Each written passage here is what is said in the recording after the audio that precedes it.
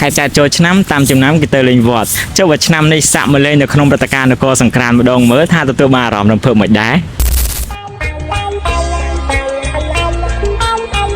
នៅក្នុងនាយមនេះគឺជាទីតាំងនៅតាមតំបន់នីមួយៗដែលពុកម៉ែបងប្អូនគួរតែដឹងនៅក្នុងថ្ងៃព្រឹត្តិការណ៍នគរសង្ក្រានដោយទីតាំងទាំងអស់នោះរួមមាននៅខាងមុខព្រះបរមរាជវាំងសួនច្បារសងខាងស្ពាននីផ្លូវថ្មើរជើងចាក់ទុំមុខសាទូតំពងបាក់សាក់ឡែននិងរមណីយដ្ឋានប្រវត្តិសាស្ត្រវត្តភ្នំនៅក្នុងវីដេអូមួយនេះខ្ញុំនឹងបង្ហាញជូនពុកម៉ែបងប្អូនពីសកម្មភាពខ្លះៗនៅតាមតំបន់នីមួយៗហើយចង់ដឹងថានៅថ្ងៃកម្មវិធីផ្ទាល់គេរៀបចំមិនខ្លះសប្បាយមិនខ្លះទៅជាមួយខ្ញុំទាំងអស់គ្នាទីកន្លែងដែលខ្ញុំកំពុងតែឈរនេះគឺនៅខាងមុខព្រះបរមរាជវាំងដោយទស្សនវិជ្ជាជាក់ស្ដែងនៅថ្ងៃព្រឹត្តិការណ៍ហ្មងទីនេះគឺមានរៀបចំនៅកម្មវិធីជាច្រើនហើយកម្មវិធីទាំងអស់នោះរួមមានការលេងល្បែងទាញព្រ័ត្រមិត្តភាពនគរសង្ក្រានការដង្ហែក្បួនព្យុហយាត្រានានាក៏ដូចជាការដង្ហែក្បួនពុទ្ធបដិមាជាដើមចុះល្បែងវិជាប្រិយគេលេងនៅណា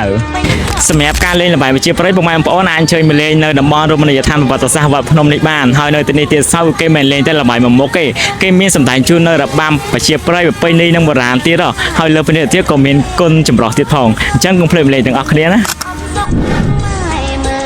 ចំណែកទីកន្លែងមួយនេះគឺមានឈ្មោះថាភូមិវប្បធម៌នៅទីនេះក្រៅពីការលេងល្បែងវិជាប្រិយការសម្ដែងជូននៅផ្ទាំងទស្សនីយភាពដ៏អស្ចារ្យភូមិវប្បធម៌មួយនេះក៏មានការដាក់បង្ហាញនៅផ្ទះបុរាណខ្មែរជាច្រើនជាពិសេសគឺមានការបង្ហាញពីកម្មវិធីសាសនានានាក៏ដូចជាការបង្ហាញនៅជីវភាពរស់នៅរបស់ប្រជាជនខ្មែរប្រចាំថ្ងៃតែម្ដងហើយនៅទីនេះទៀតសោតក៏មានកម្មវិធីពិសេសមួយគឺការប្រកួតអុកយៈទៀត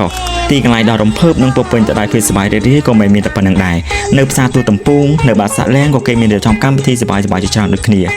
នេះគាត់ជាកាយរាប់ទូគឺមានអារម្មណ៍ថារំភើបនិងសប្បាយចិត្តប៉ុណ្ណឹងហើយចុះទៅមកថ្ងៃកម្មវិធីម្ដងមែនតើទៀតតើសប្បាយចិត្តនិងរំភើបខ្លាំងប៉ុណ្ណាជាក់ស្ដែងនៅក្នុងកម្មវិធីទៀតសោគឺគេមានរៀបចំនៅកម្មវិធីជាច្រើនហើយក៏ដូចជាល្បែងជាប្រិយជាច្រើនសម្រាប់បម្រើអារម្មណ៍ជូនពុកម៉ែបងប្អូនហើយព្រឹត្តិការណ៍នគរសង្ក្រានគឺរៀបចំឡើងរយៈពេល6ថ្ងៃដោយគិតចាប់ពីថ្ងៃទី14រហូតដល់ថ្ងៃទី19ខែ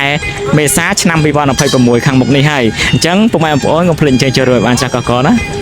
ឆ្លៀតនៅក្នុងការចូលរួមនៅក្នុងព្រឹត្តិការណ៍នគរសង្ក្រានប្រជាជនទូទាំងប្រទេសក៏ដូចជារូបខ្ញុំបាទសូមផ្ញើសេចក្តីនឹករលឹកទៅដល់បងប្អូនជនភៀសទឹកហើយក៏សូមរលឹកដឹងគុណទៅដល់វីរៈកូនតបជួមុខដែលពួកគាត់ខំលះបង់កម្លាំងកាយកម្លាំងចិត្តនៅក្នុងការការពារទឹកដីមាតុភូមិរបស់ពួកយើងហើយពួកយើងនៅទីនេះមិនថានៅក្នុងស្ថានភាពបែបណាពួកយើងនៅតែបន្តនៅក្បែរនិងផ្ដល់ភាពកក់ក្ដៅជូនពួកគាត់ជានិច្ចហើយឆ្លៀតនៅក្នុងឱកាសពិធីបុណ្យចូលឆ្នាំខ្មែរនេះខ្ញុំសូមគោរពជូនពរឲ្យពួកគាត់ជួបតែសេចក្តីសុខសេចក្តីចម្រើននិងឈ្នះអស់មេសត្រូវ